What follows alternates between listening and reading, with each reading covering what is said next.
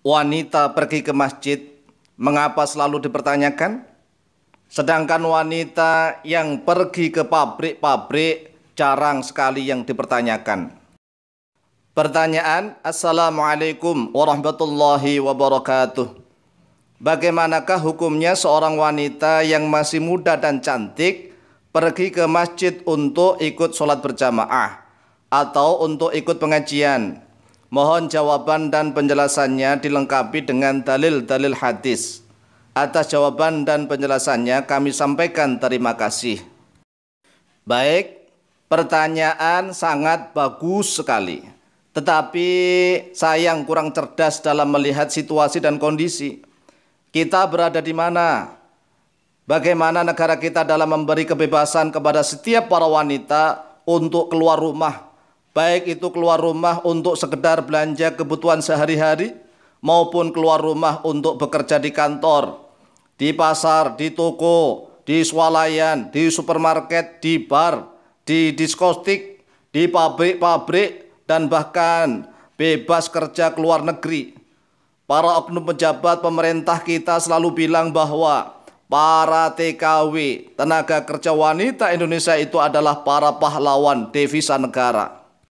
Sebenarnya mereka, para oknum pejabat itu faham atau tidak betapa Allah Ta'ala telah memuliakan setiap wanita untuk menjadi seorang ibu.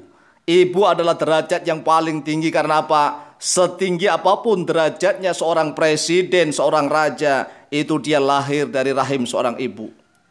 Seorang ibu bekerja di rumah membantu suami untuk mendidik putra putri dengan baik agar menjadi generasi penerus bangsa yang handal. Ucapan mereka para oknum pejabat itu hanyalah pembodohan berkedok sanjungan.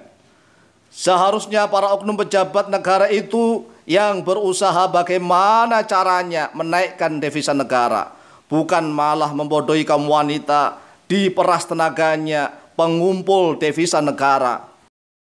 Namanya wanita diberi kebebasan keluar rumah mencari uang sendiri, maka rata-rata mereka para wanita itu senang. Karena apa? Mereka para wanita itu bisa bebas menentukan segalanya, bahkan bisa mengatur suaminya. Suami mereka jadi babu tukang antar jemput, istri pulang pergi kerja. Wibawa dan martabat lelaki yang jadi suami telah hancur. Fitrah wanita yang seharusnya suci dan mulia jadi istri dan ibu juga sudah rusak ternoda. Mereka karena telah bebas keluar masuk kemanapun. Seharusnya wanita itu mutiara yang tersimpan indah. Banyak lelaki usia produktif jadi pengangguran. Tingkat kejahatan naik. Terjadi pencurian dan perampokan di mana-mana. Ini adalah kesalahan pemerintah dan negara. Karena mereka sibuk mencari kesenangan pribadi.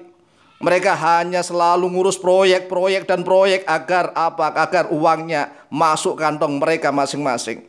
Mereka ini kurang peduli dengan keadaan yang terjadi, perubahan yang terjadi di negaranya. Bahkan ada orang yang keterlaluan, katanya emansipasi wanita. Emansipasi wanita itu wanita harus menjadi seorang ibu yang luar biasa, yang handal. Bahkan seorang profesor doktor yang menjadi ibu harus bangga. Bangga saya menjadi seorang pendidik bagi putra-putri saya. Karena apa? Putra-putri saya pendidiknya adalah seorang profesor doktor. Jangan malah terbalik. Saya kan profesor doktor, ngapain saya harus didik anak-anak saya? Ini adalah pikiran-pikiran yang picik yang akan merusak, yang ternoda oleh iblis dan setan. Seharusnya mereka, seorang wanita yang bergelar profesor doktor itu merasa malu dan gengsi kalau putra-putri mereka dididik oleh seorang pembantu yang tidak pernah lulus SD sekalipun. Mereka harusnya malu. Lihat itu bagaimana para wanita sedang berlomba-lomba kerja di pabrik-pabrik.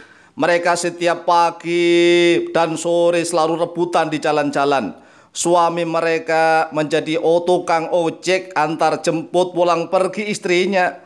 Sedangkan di rumah juga semuanya diserahkan sang suami, sehingga derajat dan martabat seorang lelaki yang menjadi suami menjadi hancur dan rusak. Demikian juga ya kesucian dan kemuliaan keagungan seorang wanita yang harusnya anggun dan menjadi ibu yang mulia menjadi ternoda dan hancur berkeping-keping. Ini semua adalah kewajiban dan tanggung jawab pemerintah beserta para wakil rakyat, di mana para anggota DPR MPR itu, jika kalian tidak segera membuat aturan undang-undang untuk melindungi hak dan kewajiban para lelaki dan wanita secara adil yang sesuai dengan fitrah lelaki dan wanita, maka negeri ini akan semakin terpuruk dilanda berbagai macam masalah. Mulai dari masalah rumah tangga, masalah daerah hingga masalah pemerintah pusat itu sendiri. Masalah semakin bertumpuk-tumpuk akan menjadi masalah yang sulit untuk terpecahkan.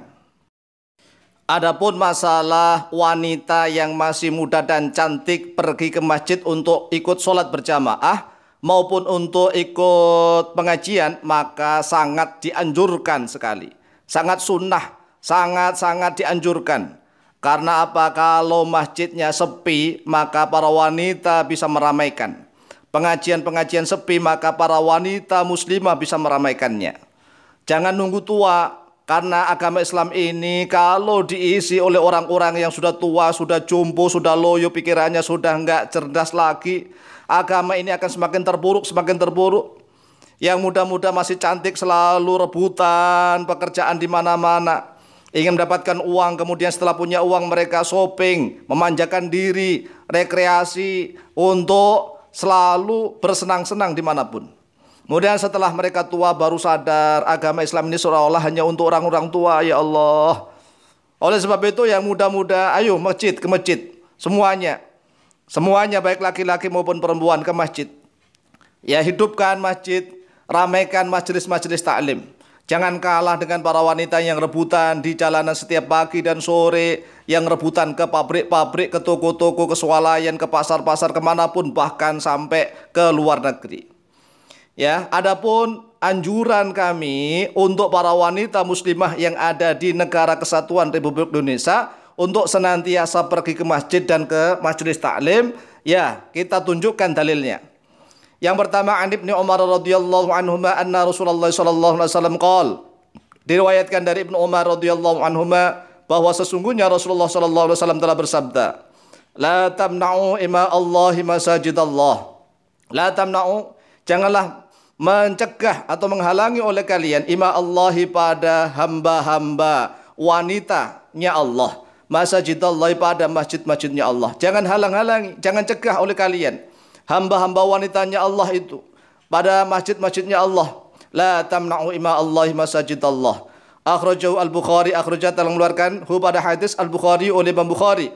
Nomor hadis yang ke-900 wa Muslimun, dan oleh Imam Muslim nomor hadis 442. Hadis ini ditakhrij, dikeluarkan oleh Imam Bukhari Muslim. Wa fil lafdhin anhu, dan yaitu tetap di dalam suatu lafaz anhu dari Ibnu Umar radhiyallahu anhuma, qala Rasulullah sallallahu alaihi wasallam, la tamna'u nisa'akum al-masajida. La tamna'u, janganlah mencegah, menghalangi oleh kalian nisa'akum pada wanita-wanita kalian, al-masajida pada masjid-masjid. Wa buyutuhunna, bermula rumah-rumah mereka, khairun, yaitu lebih baik, lahunna, bagi mereka.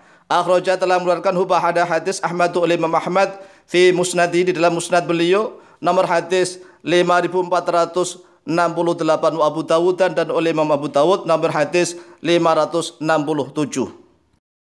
Di dalam matan hadis ini ada tambahan lafaz wa buyutuhunna khairun lahunna, dan rumah-rumah mereka para wanita khairun, yaitu lebih baik, lahunna, bagi mereka para wanita. Ini rumah dibandingkan dengan masjid bagi para wanita loh ya, dibandingkan dengan masjid itu sholat di dalam rumah itu lebih baik. Tetapi tidak terlarang. Bahkan Rasulullah SAW melarang siapapun laki-laki, ya, jangan melarang para wanita untuk ke masjid. Kalau masalah lebih baik mana, ya lebih baik di rumah. Ini rumah dibandingkan dengan masjid, apalagi rumah dibandingkan dengan, mohon maaf ya, dengan toko-toko, dengan pabrik-pabrik, dengan pasar-pasar, dengan swalayan. Wanita itu hendaklah di rumah. Ya, kalau keluar ya keluar ke masjid, jangan keluar kedangsaan kemana-mana. Ya Allah, agama Islam ini menjadi lemah karena apa? Oh ya, umat Islamnya yang masih muda-muda tidak butuh agama Islam. Mereka hanya butuhnya uang dan uang. Mereka hanya materialistis. Kemudian dasar yang terakhir, ya kita bahasanya banyak sekali, cuman karena ini adalah singkat waktunya. Wa an Abi Qatadah radhiyallahu anhu qala Rasulullah sallallahu alaihi wasallam. Dan dari Abu Qatadah radhiyallahu anhu telah berkata, qala Rasulullah sallallahu alaihi wasallam, telah bersabda oleh Rasulullah sallallahu alaihi wasallam, inni la aqumu fi sholati. Ini sesungguhnya aku, la aqumu yaitu sungguh-sungguh akan berdiri oleh aku fi sholati di dalam salat. Uridu yang ingin oleh aku an utawila pada sekiranya memperpanjang, melama-lamakan oleh aku, kata Rasulullah, fiha di dalam solat. Fa asma'u buka as-sobi, lalu mendengar oleh aku buka as-sobi pada tangisannya anak kecil, bayi. Fa atajawwazu fi sholati, fa atajawwaju lalu mempersingkat, mempercepat oleh aku fi sholati di dalam solatku. Karahiyata an asyqa ala ummihi, karena dalam keadaan tidak suka oleh aku, kata Rasulullah, apabila aku memberatkan ala ummihi atas ibunya. Ini adalah sebagai dasar bahwa zaman Rasulullah SAW banyak wanita yang ikut sholat bahkan membawa bayi, anak-anak kecil. Mereka para wanita zaman sahabat itu pergi ke masjid bahkan membawa anak-anak mereka yang masih bayi. Lah kok zaman sekarang apalagi di Indonesia mempermasalahkan wanita yang pergi ke masjid ini kan namanya tidak muqtadul hal, ya, melihat sesuatu yang tidak sesuai dengan situasi dan kondisi. Akhrajat yang mengeluarkan pada hadis Al-Bukhari oleh Imam Bukhari nomor hadis 707, Abu Dawud dan oleh Imam Abu Dawud nomor hadis 789. Jadi sekali lagi bahwa wanita yang keluar rumah ke masjid untuk sholat berjamaah maupun untuk taklim sangat dianjurkan sekali. Wallahu ta'ala a'lamu bishawab.